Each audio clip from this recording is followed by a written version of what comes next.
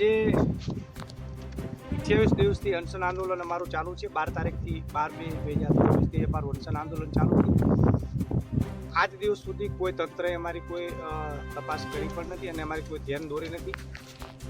ક્યાંક ને ક્યાંક આ ભૂમાફિયાઓ અને સ્થાનિકના નીચેના જે અધિકારીઓ છે અભયારણ્યની અંદર આ લોકો મોટા હપ્તાઓ લઈ અને અહીંયા જે અગરિયાઓ જે અમારી સાથે ઘણા સંગઠનો પણ જોડાણા છે, તો આજે અગરિયાઓના જે મંજૂર થયેલા જે કારખાનાઓ છે એની ઉપર પણ આ લોકો ભૂમાફિયાઓએ દબાણ કરીને બેઠા છે અને કોઈ અગરિયાઓ જાઓ તો એના ઉપર ખોટી ફરિયાદો અને ધાક ધમકીઓ અને આવી બધી ફરિયાદો થતી હોય છે।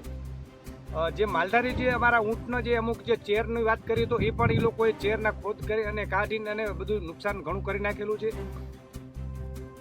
400ની આસપાસ આની અંદર કારખાનાઓ છે, એની અંદર સર્વે સેટલમેન્ટની વાત કરતા હોય અને જે સ્ટે લીધેની વાત કરતા હોય તો 2018 પછી કોઈ સર્વે સેટલમેન્ટ થયેલું નથી।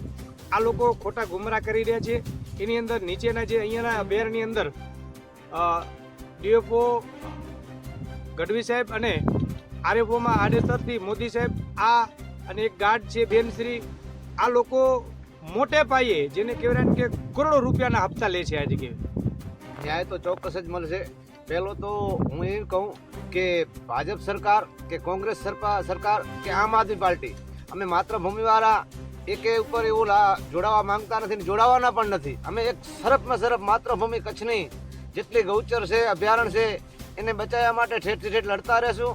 અને જે અધિકારીઓ રહ્યા ડીએફઓ કે એમનો પહેલો તો એવું જો સરકારને જાણવું જોઈએ કે 42 કે 50,000 જે પગાર હોય એમાં કરોડોની મિલકત કરીને બેઠા, એની પણ ઇન્કવાયરી થવી જોઈએ।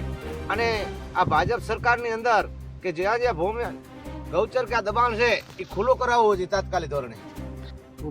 ઉપવાસીઓની પાસે એકદમ ધન્યવાદ એનું કરું છું। ભચાઉ તાલુકાના શિકારપુરના રણ વિસ્તારમાં 1995માં 105 એકડ મને જમીન મંજૂર થયેલી હતી। તે બાબતે ટાઈમ લિમિટ પૂરી થતાં મેં મારા વિશ્વાસોને ભરોસેદાર નીલકંઠ સોલ્ટવાળાને પાવરનામાની પ્રોસિજર નહીં રિન્યૂ કરવાની પ્રોસિજર બાબતે એક પાવર આપેલો। ત્યાં આજ દિવસ સુધી કોઈ જાતનું ધ્યાન દીધેલું નથી। મારી જમીન પચાવી પાડેલી છે। 2020માં મેં પાવરનામું રદ કરેલું છે। તે છતાં મારી જમીન ઉપર જતાં મને બીક લાગે છે। ત્યારે મને આજે સાવણીમાં ઉપવાસ માથે બેઠેલા શિવભાભાઈ, ભુવાજીભાઈ, બળદેવજીભાઈ એ તે લોકોનું આશ્વાસન અને યોગ્ય પગલાં લેવાની મને ખાતરી બાંધરી આપેલી છે, તો એનું ધન્યવાદ વ્યક્ત જાહેર કરું છું।